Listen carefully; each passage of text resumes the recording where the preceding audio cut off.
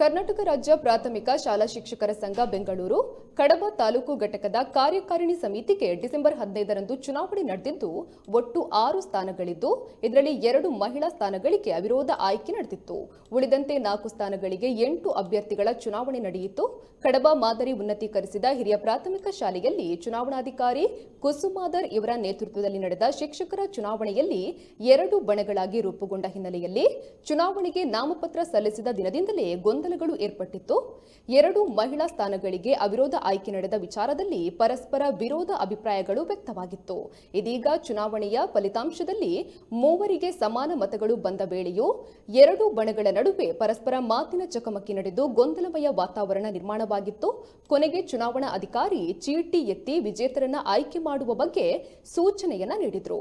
ಈ ವೇಳೆ ಚುನಾವಣಾಧಿಕಾರಿ ಚೀಟಿ ಎತ್ತಿದಾಗ ಚೀಟಿ ಎತ್ತುವ ಪ್ರಕ್ರಿಯೆಯನ್ನ ವಿರೋಧಿಸಿದ ವಿಮಲ್ ಕುಮಾರ್ ಬಣದವರೇ ಅದೃಷ್ಟಶಾಲಿಯಾಗಿ ಆಯ್ಕೆಯಾಗಿದ್ದಾರೆ.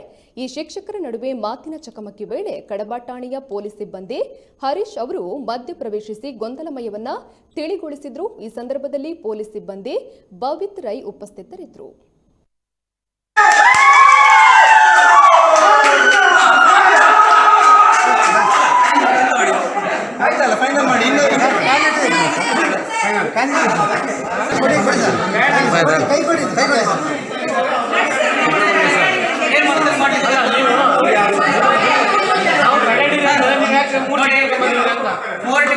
ಡಿಕ್ಲೇರ್ ಮಾಡೋದಾಗ್ಲಿ ಕೊಡಿ ಪ್ರೆಸಿಡೆಂಟ್ ಆಫೀಸರ್ಸ್ ರೆಕಾರ್ಡ್ ಇಟ್ಕೋಬೇಕು ಅಷ್ಟೇ ನೋಡಿ ಹೇಳಿ ರೆಕಾರ್ಡ್ ಕೊಡಿ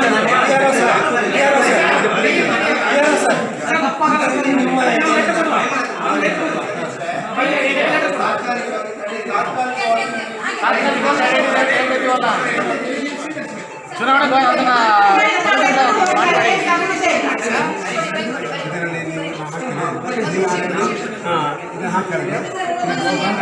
ಅದ್ಯಾರು ಒಪ್ಪಬಾರ್ದ ಕ್ಯಾಂಡಿಡೇಟ್ ಒಪ್ಪಬಾರ್ದ ನೀವು ಮಾಡ್ಕೊಳ್ಳೋದ